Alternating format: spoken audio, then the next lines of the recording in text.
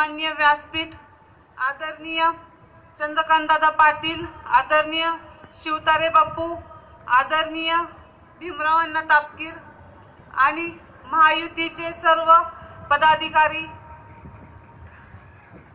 दौंडचे विद्यमान आमदार राहुलजी कुल, उपस्थित प्रिय मतदार बंधू बहिणींनो, प्रथम माझा नमस्कार।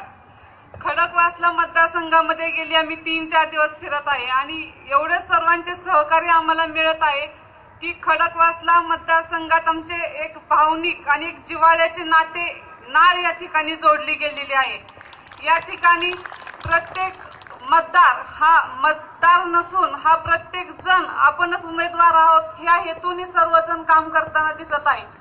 आणि या ठिकाणी फिरत असताना सर्वजणांनी मला एकच शब्द दिलाय की कांचनताई, तुम्ही खडकवासला मधून एकदम निश्चिंत राहा, आता सर्व जबाबदारी ही तुमची आहे, ही लढाई माझी एकटीची नसून ही लढाई आपल्या सर्वांची आहे आणि आपले आशीर्वाद असेच आमच्या पाठीशी राहू द्यात एवढी मी विनंती करते।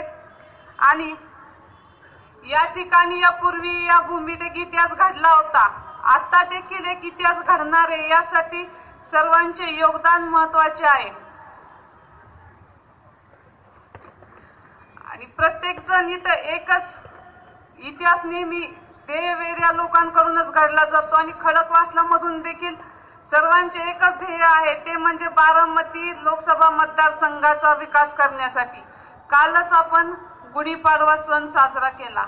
गुढी हे विजयाचे आणि समृद्धीचे प्रतीक आहे, म्हणून मी एक विनंती करते की येत्या 23 तारखेला देखील आपल्याला एक गुढी विजयाची उभी करायची आणि बारामती लोकसभा मतदारसंघाचा सर्वांगीण विकासाची गुढी आपल्याला येत्या 23 तारखेला उभा करायची। म्हणून सर्व महायुतीच्या उमेदवारांना आपण बहुसंख्य मतांनी निवडून देऊन आदरणीय मोदी साहेबांचे हात आपल्याला बळकट करायचे, एवढीच मी या ठिकाणी विनंती करते। आणि आज या ठिकाणी मी एवढेच सांगते की येत्या 23 तारखेला फुलवूयात कमळाचे फूल, येत्या 23 तारखेला फुलवायचे आपल्याला कमळाचे फूल। मतरूपी आशीर्वाद मागते कांचन कुल, मतरूपी आशीर्वाद मागते कांचन कुल। जय हिंद, जय महाराष्ट्र।